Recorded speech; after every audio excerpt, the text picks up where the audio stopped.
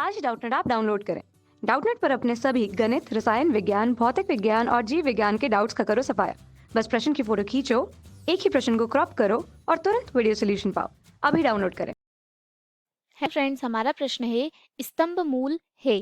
हमारा पहला ऑप्शन दिया गया है मूलीय जड़ें, दूसरा ऑप्शन दिया गया है शाखित जड़ें, तीसरा ऑप्शन दिया गया है मूसला जड़ें, चौथा ऑप्शन दिया गया है अपस्थानिक जड़ें। तो जो स्तंभ मूल होते हैं, सबसे पहले हम वो देखते हैं कि जो स्तंभ मूल होते हैं वह होते क्या है। तो जो स्तंभ मूल होते हैं वह क्या होते हैं, जैसे कि कुछ पौधों की शाखाएं क्या होते हैं, कुछ पौधों की जो शाखाएं रहती है उनसे क्या होती है, शाखाओं से निकलती है अनेक जड़ें। अनेक जड़ें, उन्हें क्या कहते हैं, स्तंभ मूल। वो क्या होती है, जो पौधे की शाखाएं रहती है उनकी जड़ों से निकलती है, जो क्या होती है, मोटी होकर मोटी होकर भूमि में प्रवेश कर जाती है। मोटी होकर क्या करती है, भूमि में प्रवेश कर जाती है। इस प्रकार की शाखाओं को क्या करते हैं, इस प्रकार की जो शाखा रहता है वो वृक्ष की लंबी तथा मोटी शाखाएं रहती है, जो क्या करती है, वृक्ष को सहारा प्रदान करती है।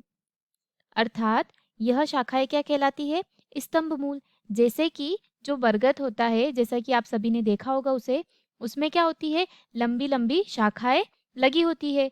वह क्या करती है, वृक्ष को सहारा प्रदान करती है और वह कहलाती है स्तंभ मूल। और इन लंबी लंबी शाखाओं को या इन लंबी लंबी जड़ों को क्या कहेंगे, अपस्थानिक जड़ें। अब हम देखते हैं कि हमारे ऑप्शंस में क्या दिया गया है। तो जो मूलीय जड़ रहती है पहले ऑप्शन में, वह क्या रहती है, वह तो बाहर नहीं रहती है।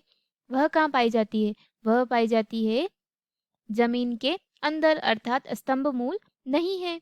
तो यह हमारे प्रश्न का उत्तर भी नहीं है। हमारा दूसरा ऑप्शन दे रखा है हमें शाखित जड़ें।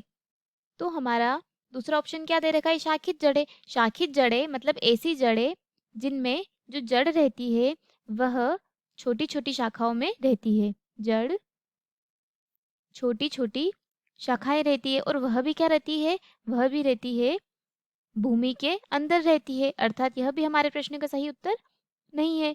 हमारा तीसरा ऑप्शन दे रखा है मूसला जड़ें। मूसला जड़ें क्या होती है, मूसला जड़ें द्विबीजपत्री पौधों में पाई जाती है तथा इस प्रकार की जड़ का जो मूलांकुर होता है, जो जड़ का मूलांकुर होता है, मूलांकुर उससे क्या होता है, जड़ का विकास होता है या मुख्य जड़ का निर्माण होता है।